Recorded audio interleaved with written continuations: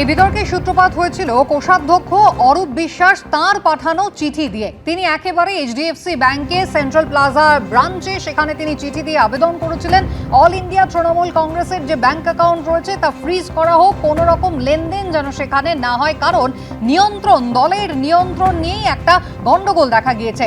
আর এরপরে দলের অ্যাকাউন্টে বেআইনি আর্থিক লেনদেনের অভিযোগ আনেন ঋতব্রতপন্থী বেশ কয়েকজন তৃণমূল বিধায়ক। সূত্রের খবর এই সংখ্যা 10।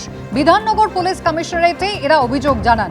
সাইবার ক্রাইম বিভাগকে দেওয়া চিঠিতে 3টে অ্যাকাউন্ট নাম্বারের উল্লেখ করা হয় এবং সেখানে স্পষ্টভাবে বলা হয়, বিশ্বাসযোগ্য সূত্র এবং পারিপার্শ্বিক অগ্রগতি থেকে জানা গিয়েছে যে ক্ষমতার অপপ্রয়োগ করে বেআইনি কার্যকলাপ, বেআইনিভাবে টাকা তোলা, অসৎ উপায়ে আর্থিক লেনদেন হওয়ার টাকা এই অ্যাকাউন্টগুলিতে জমা পড়ে থাকতে পারে।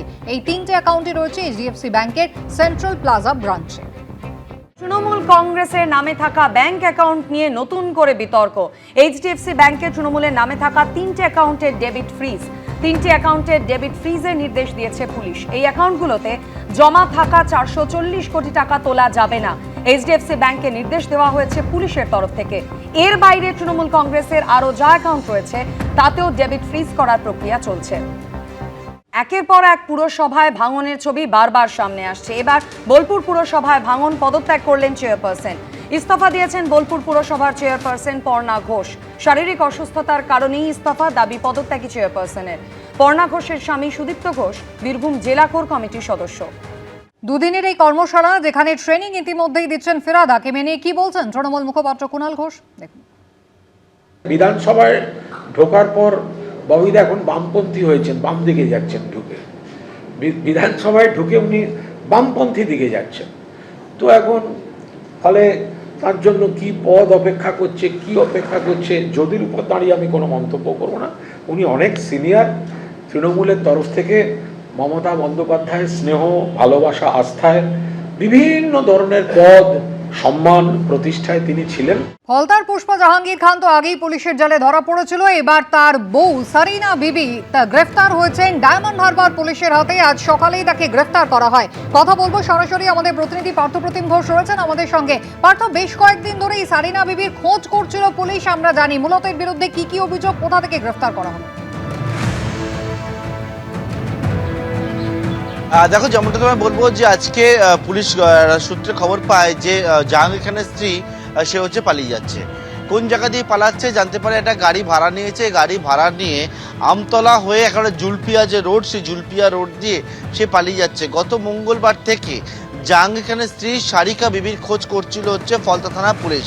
কারণ হচ্ছে যেমনটা অভিযোগ যে জাহাঙ্গীর খানকে যখন গ্রেপ্তার করা হয়েছিল, তারপরে এলাকায় জাহাঙ্গীর খানকে নিয়ে বেরিয়েছিল পুলিশ পুনর্নির্মাণ করার জন্য।